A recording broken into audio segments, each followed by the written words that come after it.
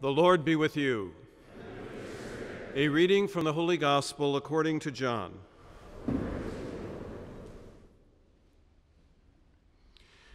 As Jesus passed by, he saw a man blind from birth. His disciples asked him, "Rabbi, who sinned, this man or his parents, that he was born blind?" Jesus answered, "Neither he nor his parents sinned. It is so that the works of God might be made visible through him. We have to do the works of the one who sent me while it is day. Night is coming when no one can work. While I am in the world, I am the light of the world." When he had said this, he spat on the ground and made clay with saliva and smeared the clay on his eyes and said to him, "Go wash in the pool of Siloam," which means sent. So he went and washed and came back able to see. His neighbors and those who had seen him earlier as a beggar said, "Isn't this the one who used to sit and beg?" Some said, "It is." But others said, "No, he just looks like him." But he said, "I am." So they said to him, "How were your eyes opened?"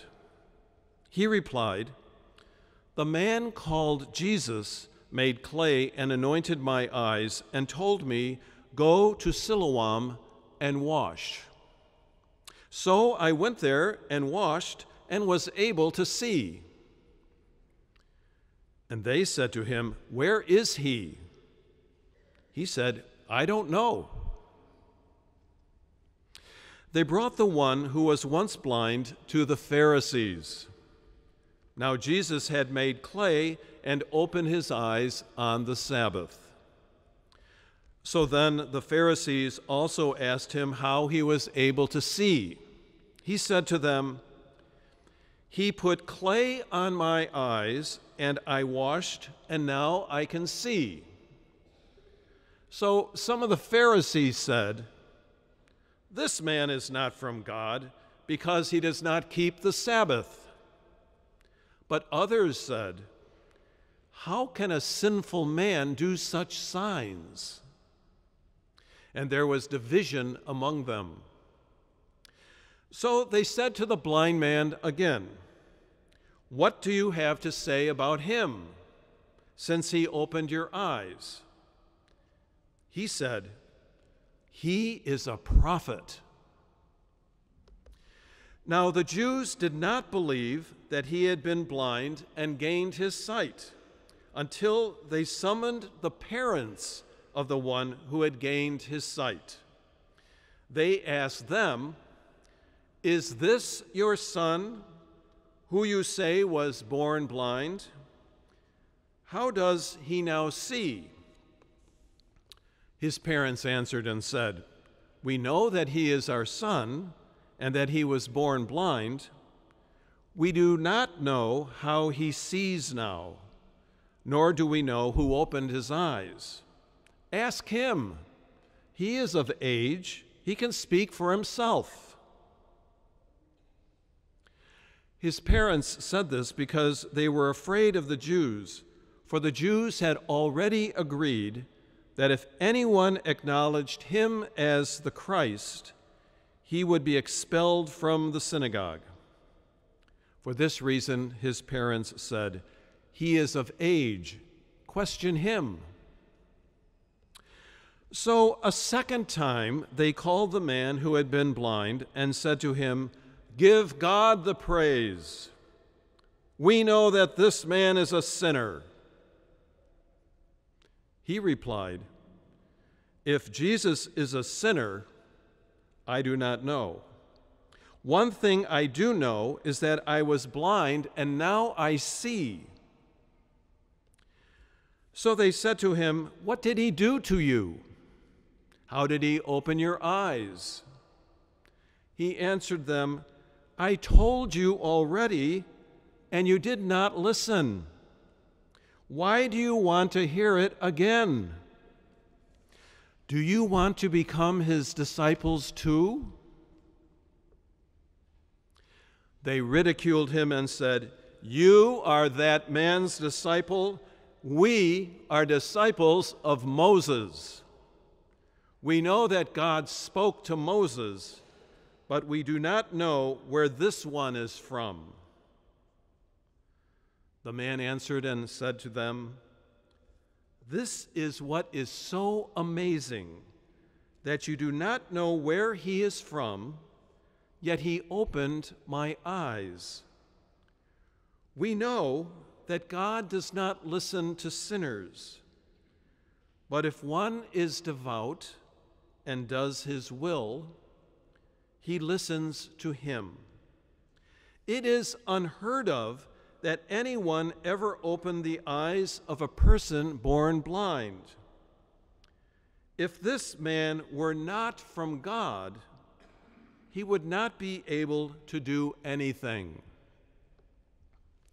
They answered and said to him, "You were born totally in sin, and you are trying to teach us?" Then they threw him out. When Jesus heard that they had thrown him out, he found him and said, "Do you believe in the Son of Man?" He answered and said, "Who is he, sir, that I may believe in him?" Jesus said to him, "You have seen him. The one speaking with you is he." He said, "I do believe, Lord," and he worshiped him. Then Jesus said, "I came into this world for judgment, so that those who do not see might see, and those who do see might become blind." Some of the Pharisees who were with him heard this and said to him, "Surely we are not also blind, are we?" Jesus said to them, "If you were blind, you would have no sin. But now you are saying, 'We see,' so your sin remains." The Gospel of the Lord.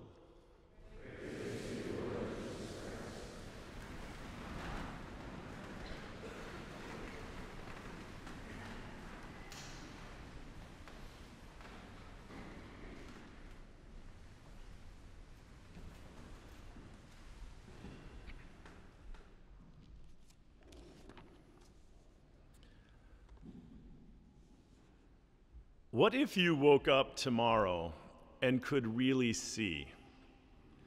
I mean, like really see.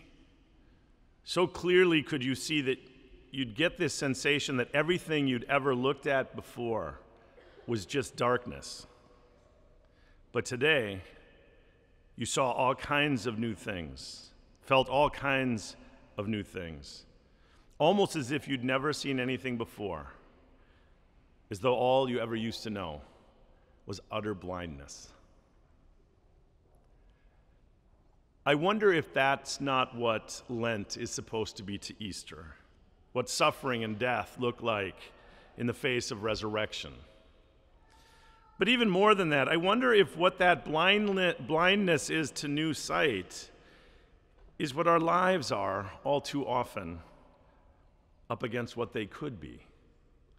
Up against the new sight that Jesus could and would give us for our lives, if we'd but open our eyes and ask.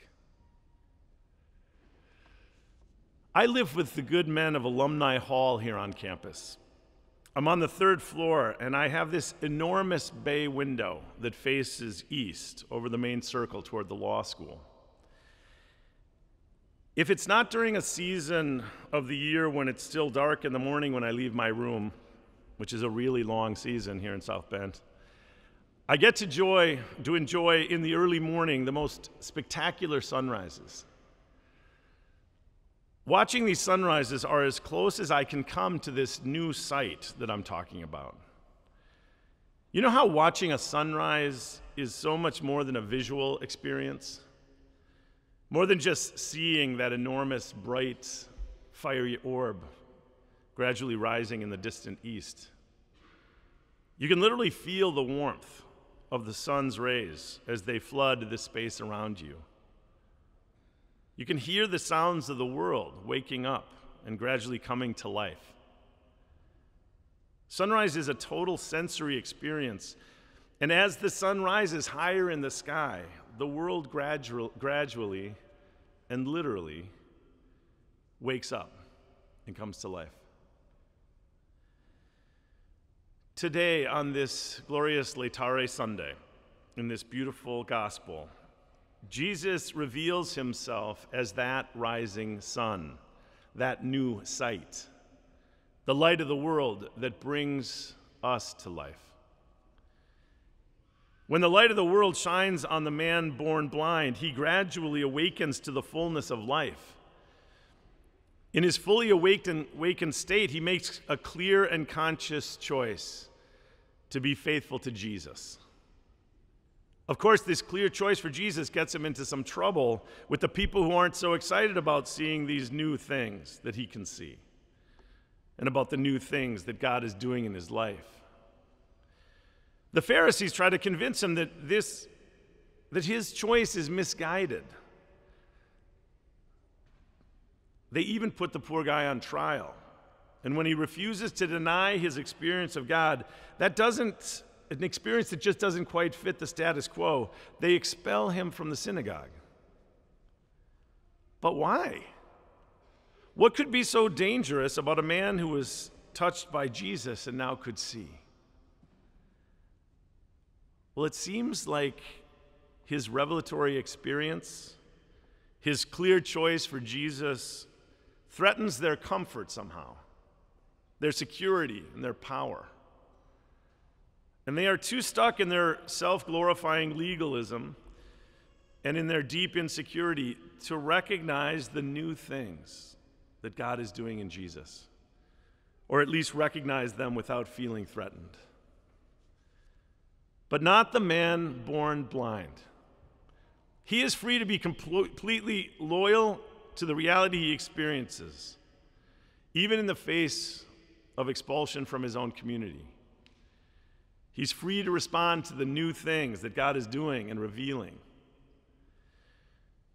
The Pharisees try to make him choose the security of the law over the freedom of the truth. They try to make him choose their authority over his unique revelation in Jesus. But the man refuses to deny his experience of God. He just can't. One thing I know, he says, is that I was blind, and now I see. No one can take that experience of God's love away from him. He chooses to embrace it and live it, no matter the cost. This is, of course, my friends, the story of Jesus, too. Jesus, who was put on trial and then crucified by the same leaders whose primary concern for their political position made them invulnerable to the truth. The man born blind didn't just wash the mud from his eyes at the pool at Siloam. He was, in a very real sense, baptized into Christ at that pool. So it should be no big surprise that he would experience some of the same resistance encountered by Jesus, the one into whom he was baptized.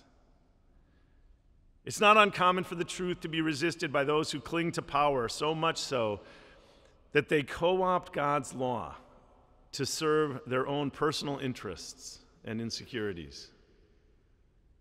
The truth is always a threat to those who live for their own glory rather than God's.